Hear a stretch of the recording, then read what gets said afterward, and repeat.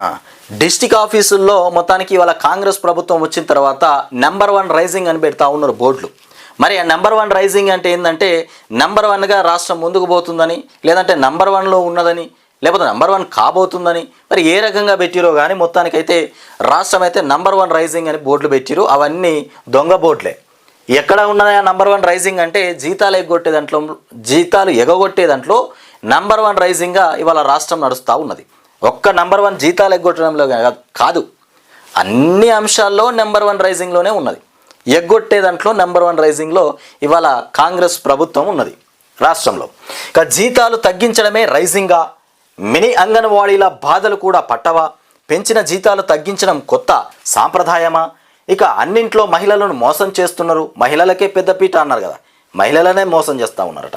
ప్రభుత్వం తప్పు తెలుసుకొని సరిచేసుకోవాలి. ఇక మినీ అంగన్వాడీల సమస్యలు కూడా పరిష్కరించాలి. రేవంత్ రెడ్డికి హరీష్ రావు రాసినటువంటి లేఖ. ఇకపోతే తెలంగాణ రైజింగ్ అని చెబుతూ అంగన్వాడీల జీతాలు తగ్గించడం ఎంతవరకు సమంజమని కూడా ఇదేనా కాంగ్రెస్ రైజింగ్ అంటూ మాజీ మంత్రి హరీష్ రావు ప్రభుత్వాన్ని ప్రశ్నించారు. ఇక మినీ అంగన్వాడీల జీతాలు తగ్గించడం పైన సీఎం రేవంత్ రెడ్డికి ఆయన బహిరంగంగా లేఖ రాసినటువంటి అంశం. అంగన్వాడీలకు జీతాలు తగ్గించిరట. దాని మీద హరీష్ రావు మొత్తానికి బహిరంగంగా లేఖ రాయడం జరిగింది. కేసీఆర్కు నోటీసులు, జీతాలు తగ్గించడమే నెంబర్ 1 రైజింగా. ఇక్కడ చూడురిగో మొత్తానికి తగ్గించే కొత్త సాంప్రదాయానికి తెరలేపినటువంటి రాష్ట్ర ప్రభుత్వం ఇక దేశంలో ఎక్కడ లేదేమోనని కూడా ఇదేనా రైజింగ్ అంటూ కూడా విమర్శించారు. రాష్ట్ర వ్యాప్తంగా 3,989 మంది మినీ అంగన్వాడీ కార్యకర్తలు ఉన్నారని, వీరి కష్టాలను గుర్తించిన గత బీఆర్ఎస్ ప్రభుత్వం 2023 సెప్టెంబర్ 5న వారికి అంగన్వాడీలుగా పదోన్నతి కల్పిస్తూ జీవో జారీ చేసిందన్నారు. అయితే ఎన్నికల కోడ్ కారణంగా ఉత్తర్వులు అమలు కాలేదని కూడా తెలిపారు. ఇక కాంగ్రెస్ ప్రభుత్వం అధికారంలోకి వచ్చిన తర్వాత మంత్రి సీతక్క ఇదే విషయం పైన 2023 డిసెంబర్ 15న జీవో జారీ చేయనున్నారు.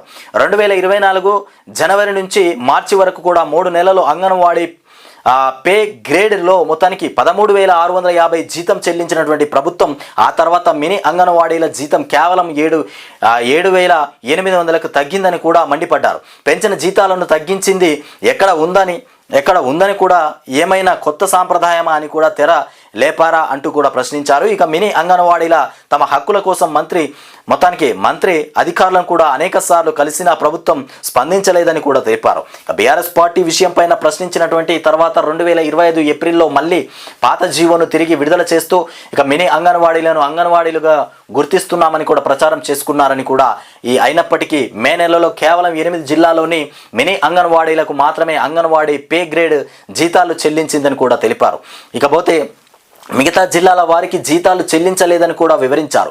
ఈ స్పష్టత అయోమయం ఇక వీరిని మరింత గందరగోళంలోనికి మొత్తానికి నెట్టిందని కూడా అన్నారు. ఒకే పనికి రెండు సార్లు జీవోలు జారీ చేసి రాజకీయ ప్రచారం చేసుకోవడం తప్ప మినీ అంగన్వాడీలకు ఎలాంటి న్యాయం జరగలేదని కూడా అంకితాభావంతో సేవలు అందిస్తున్న కార్యకర్తల కడుపు కొట్టడం, వారి కుటుంబాలను కూడా ఆర్థిక సంక్షోభంలోకి నెట్టడం అన్యాయమని కూడా మండిపడ్డారు.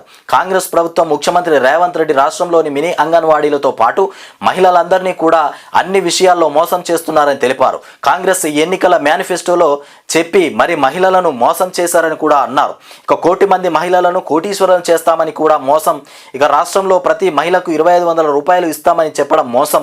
ఇక మహిళలను పారిశ్రామికవేత్తలుగా మారుస్తామని మోసం. 1,00,000 కోట్ల వడ్డీ లేని రుణాలు ఇస్తామని మోసం. కళ్యాణ లక్ష్మితో పాటు తులం బంగారం ఇస్తామని మోసం. చదువుకునే ఆడపిల్లలకు స్కూటీలు ఇస్తామని మోసం. అంగన్వాడీలకు 18,000 మొత్తానికి నెలసరి జీతం పెంచుతామని కూడా మోసం. మినీ అంగన్వాడీలను చేస్తామని కూడా మోసం. ఇలా కాంగ్రెస్ మహిళలకు చేసినటువంటి మోసాల లిస్ట్ రాస్తే ఇక చాతడంతా అవుతుందని కూడా ఎద్దేవా చేశారు.